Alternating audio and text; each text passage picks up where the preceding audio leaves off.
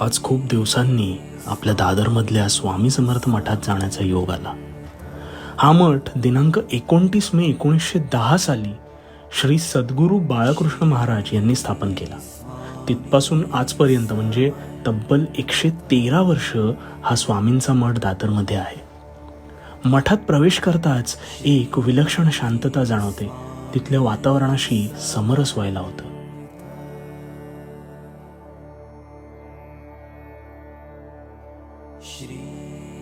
गाभाऱ्यात प्रवेश केल्यावर स्वामींचे अस्तित्व जाणवते. प्रत्येकाला शांतपणे स्वामींचे दर्शन इथे घडते.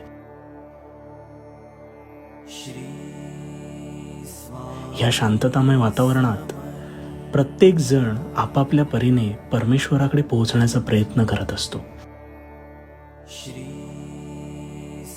सध्या नूतनीकरण झालेले असून मठाची शोभा अधिकच वाढली आहे.